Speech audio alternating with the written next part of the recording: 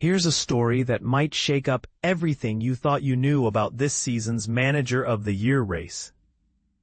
Bruce Bochy could be on the verge of capturing an award that somehow eluded one of baseball's greatest tactical minds for nearly 3 decades. MLB Insights. Bochy's shot at long-overdue recognition, Seattle's remarkable turnaround, and key storylines across baseball. For the majority of this campaign, Houston's Joe Espada has looked like the obvious choice for American League Manager of the Year honors. That assessment still holds water today. But here's where it gets controversial. What happens if the defending champion Texas Rangers somehow claw their way into October while the Astros stumble and miss the playoffs entirely? Suddenly, we're looking at a scenario where Bruce Bochy might capture his second Manager of the Year trophy. And this is the part most people miss. His first since way back in 1996, when he was still cutting his teeth with the San Diego Padres. The 70-year-old Bochy brings an impressive resume that screams Hall of Fame credentials. 4 World Series championships as a skipper, 3 with the Giants, 1 with Texas just last year, have cemented his legacy among the game's elite managers.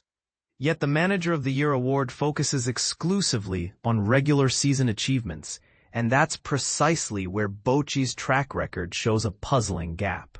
His lone victory came during his sophomore season leading San Diego, when the Padres captured the National League West Division title, before getting swept by St. Louis in the playoffs. That was 1996, a lifetime ago in baseball terms, when players like Tony Gwynn were still collecting batting titles and Fernando Valenzuela was still taking the mound.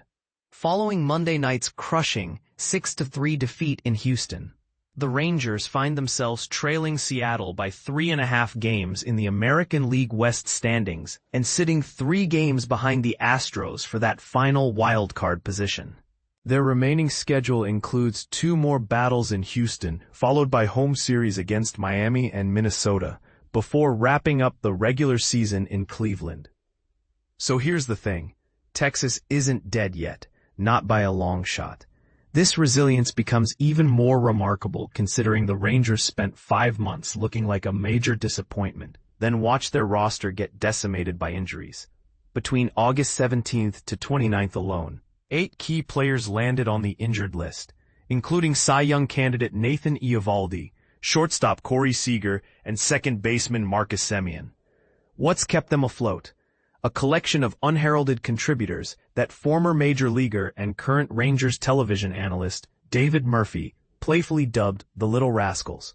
Players like Cody Freeman, Michael Hellman, and Alejandro Osuna, who weren't even household names in their own households a few months ago. Meanwhile, the Astros have battled their own medical disasters. After trading away Kyle Tucker and losing Alex Bregman to free agency during the offseason, Houston saw their injury list balloon to 18 players in late July, including 8 starting pitchers. Even now, with 14 players sidelined, they carry one of baseball's largest injured lists. Key contributors like shortstop Jeremy Pena missed a full month. Designated hitter Yordan Alvarez was shelved for nearly 3 months and exited Monday's game with an ankle injury. Third baseman Isaac Paredes hasn't played since mid-July, and closer Josh Hader threw his final pitch of 2025 back on August 8th. Both Espada and Bochy, who will make a joint appearance Wednesday on Starkville, the podcast featuring the Athletics' Jason Stark and Doug Glanville, aren't the only contenders for American League honors. Detroit's A.J. Hinch, Toronto's John Schneider, Boston's Alex Cora, Seattle's Dan Wilson, and Cleveland's Stephen Vaught all deserve consideration from voters.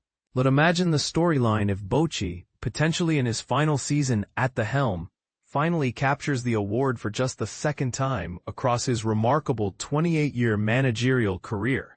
The American League winner in 1996 was the late Johnny Oates, ironically then managing Texas.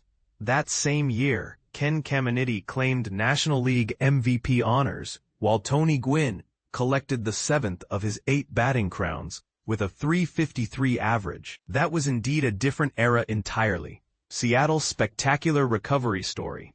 On September 5th, the Mariners suffered their 6th loss in 7 games, during a brutal road swing through Cleveland, Tampa Bay, and Atlanta. Their grip on the final wildcard spot had narrowed to just half a game over Texas and 1 game ahead of Kansas City, a precarious position that had fans wondering if another late-season collapse was incoming. Then, something magical happened. A dominant 10-2 victory over Atlanta ignited what has become a spectacular 9-game winning streak, built on the foundation of a starting rotation that finally reached full strength when Bryce Miller returned from the injured list on August 19th. Since Miller's return, Seattle's rotation has been absolutely dominant, posting a 27.5% strikeout rate through Monday that ranked 3rd behind only the Los Angeles Dodgers and Pittsburgh Pirates. Even more impressive, their strikeout-to-walk ratio of 4.74 leads all of baseball, a testament to both power and precision. The Mariners face a crucial 6-game road trip starting Tuesday, visiting Kansas City and Houston, before returning home to face Colorado and the Dodgers. And this is where it gets interesting. Venue might matter more than opponent for this Seattle club. Entering Monday's action, the Mariners boasted the 3rd-best home ERA in the majors at 3.26, while their 4.60 road ERA ranked a mediocre 22nd. Over the past 3 seasons, T-Mobile Park has created the most pitcher-friendly environment in baseball, making offensive numbers there particularly challenging to achieve. This context makes Cal Raleigh's 54 home run campaign even more extraordinary. The catcher has managed 26 homers at home and 28 on the road, demonstrating remarkable consistency despite playing half his games in what's essentially a pitcher's paradise. T-Mobile Park ranks 9th toughest for home runs, most difficult for singles and triples, and 3rd most challenging for doubles. Due